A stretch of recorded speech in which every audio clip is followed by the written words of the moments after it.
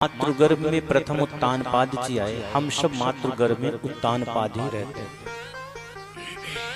और हम सब उत्तानपाद रूपी जीव के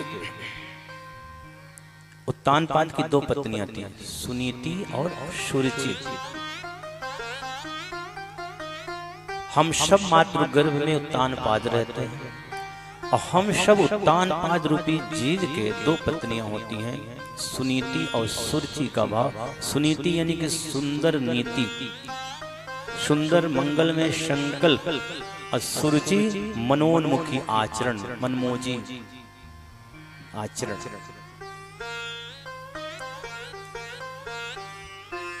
सुरुचि छोटी रानी के कहने पर राजा उत्तानपाद ने सुनीति बड़ी रानी को महल से निकाल दिया।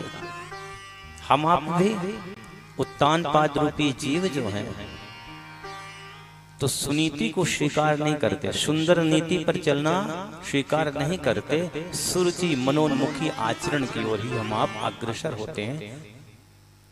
सुनीति के सुनीति के एक पुत्र है ध्रुव जी महाराज और सुरुचि के एक पुत्र है उत्तम जी महाराज। माता के द्वारा अपमानित ध्रुव जी महाराज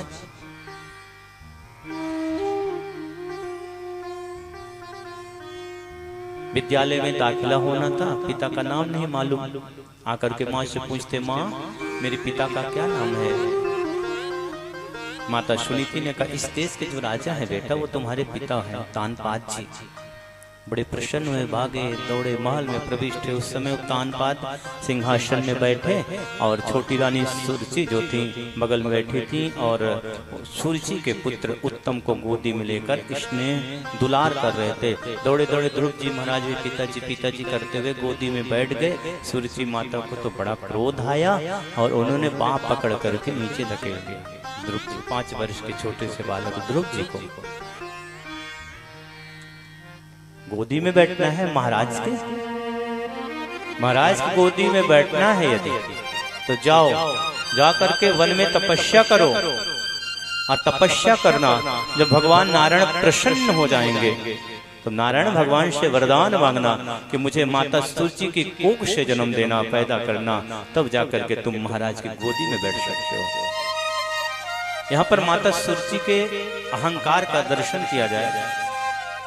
कितना अहंकार है माता सुरुचि के अंदर कि भगवान की तपस्या करना, और जब भगवान तपस्या से प्रसन्न हो जाएंगे, प्रकट हो जाएंगे, तो उनसे वरदान मांगना कि माता सुरुचि के कोख से मुझको जन्म मिले, तब तुम सिंहासन पर बैठोगे। भगवान से बढ़ करके अपने कोख को सर्वोच्च मान रही, इतना अहंकार के अंदर। ध्रुव जी महाराज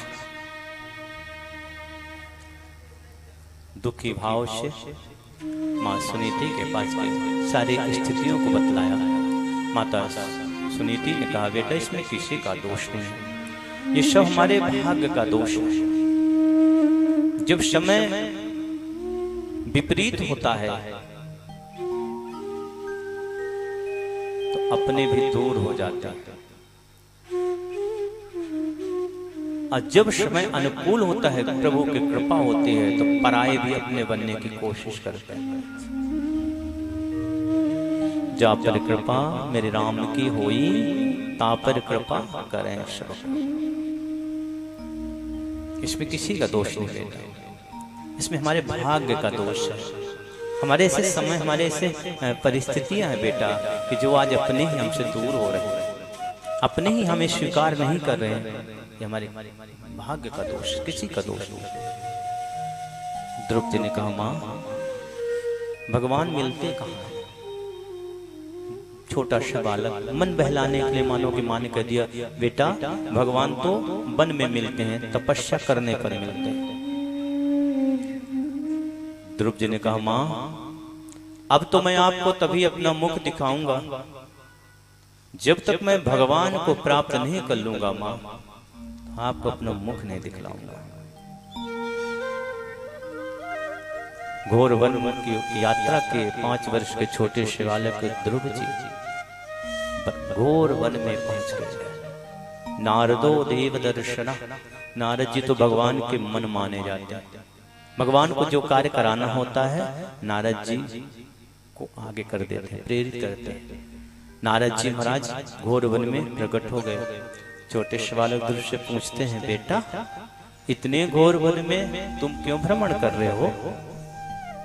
ध्रुव जी ने कहा कि मुझे भगवान की प्राप्ति करना है, तपस्या करने आया हूं, परीक्षा लेने के लिए। नारद जी, अरे बेटा ये तपस्या तो बड़े बड़े त्यागियों का काम है, ये तपस्या तो बड़े बड़े संतों का कार्य है।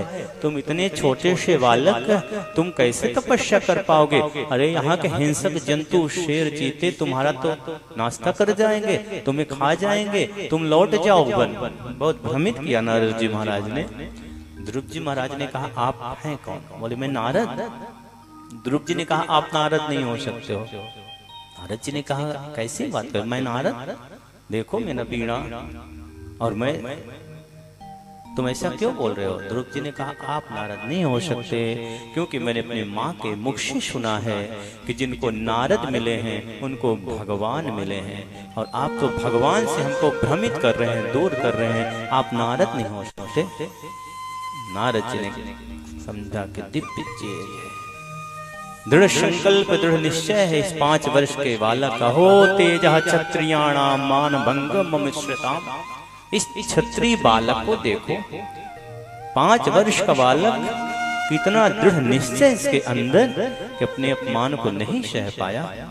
प्रसन्न हुए, बोले, जाओ बेटा मैं आशीर्वाद देता हूं, तुम्हें भगवान प्राप्त होंगे, तुमको भगवान मिलेंगे, लेकिन सबसे पहला नियम कि तुमको गुरु मंत्र लेना पड़ेगा बेटा, क्योंकि जीवन में जब तक गुरु नहीं आता तब तक हमारे कितने भी पूजा पाठ, कितना भी कथा पुराण तीर्थ यात्रा जप उद्यापन, यह सब निष्फल हो जाते हैं, ऐसा शास्त्रों का प्रमाण है।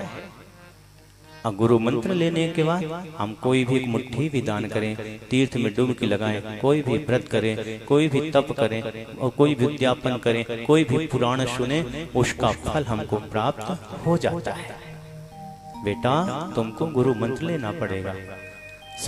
नारद जी से ही 5 वर्ष के छोटे से बालक ध्रुव जी महाराज ने गुरु मंत्र लिया। महाराज हम लोगों के अंदर ऐसी भ्रांतियां हो जाती हैं कि गुरु मंत्र में बड़ा नियम हो जाता है, गुरु मंत्र में तो बड़ी त्याग के जीवन जीना पड़ता है, और गुरु मंत्र एक सबसे बड़ा दिमाग में बैठ जाता है लोगों के अंदर कि जब कन्या दान करेंगे तब गुरु मंत्र लेंगे, बस ये बैठा हुआ। इस 5 वर्ष के बालक ध्रुव जी महाराज से शिक्षा लेना चाहिए कि जीवन में जब तक गुरु नहीं आता तब तक हमारे कोई भी शिवित पुण्य कार्य हमको प्राप्त नहीं होते हैं। ध्रुव जी महाराज को नारद जी महाराज ने गुरु मंत्र दिया। क्या गुरु मंत्र दिया? भगवान भागवत का बड़ा सिद्ध मंत्र है, सभी लोग भाव से ओम नमो भगवते वासुदेवाय।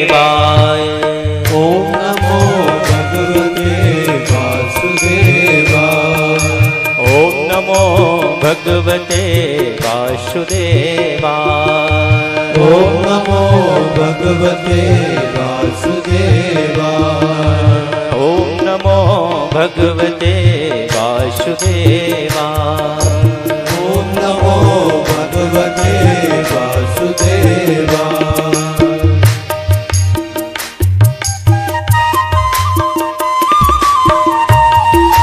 भागवत का सिद्ध द्वादशाक्षर मंत्र है महाराज। भाव से इसको जपने पर 7 दिन रात इसको जपा जाए, भगवान नारायण के प्रत्यक्ष अनुभूति दर्शन हो जाता है। ये संतों का भाव है।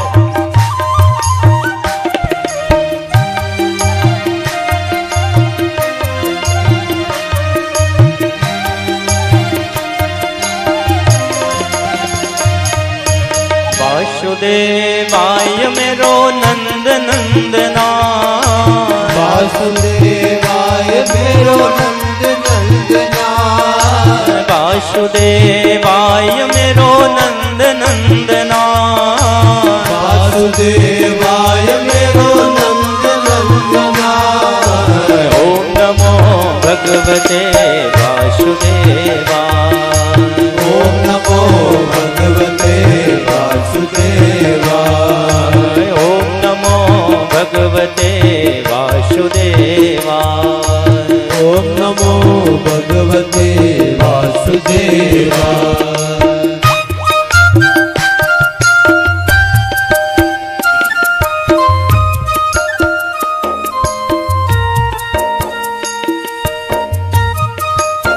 सभी लोग भाव से तालियों की सेवा करते भगवान के नाम संकीर्तन में इस तरह से भाव से।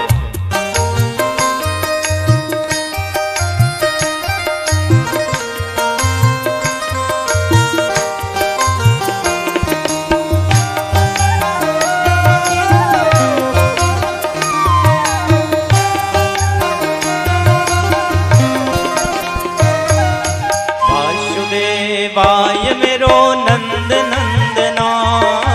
वासुदेवाय मेरो नंद नंदना। वासुदेवाय मेरो नंद नंदना।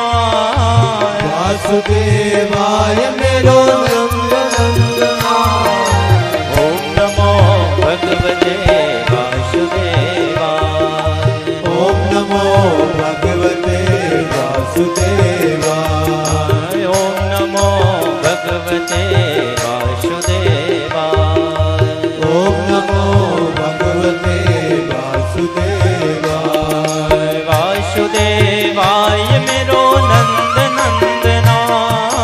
वासुदेवाय मेरो नंद नंदना। वासुदेवाय मेरो नंद नंदना। वासुदेवाय मेरो नंद नंदना। ओम नमो भगवते वासुदेवाय। ओम नमो भगवते वासुदेवाय। ओम नमो भगवते वासुदेवाय। ओम नमो भगवते वासुदेवाय। ओम नमो भगवते वासुदेवाय। ओम नमो भगवते वासुदेवाय। ओम नमो भगवते वासुदेवाय। ओम नमो भगवते वासुदेवाय। ओम नमो भगवते वासुदेवाय। ओम नमो भगवते वासुदेवाय। ओम नमो भगवते वासुदेवाय। ओम नमो भगवते वासुदेवाय। ओम नमो भगवते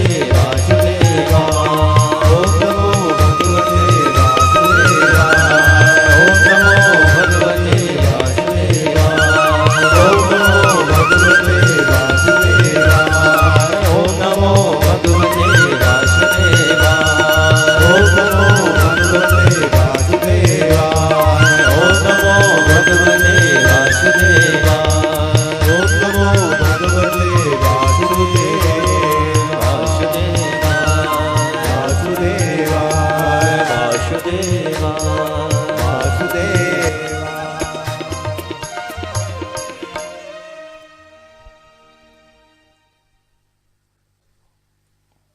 ओम नमो भगवते वासुदेवाय।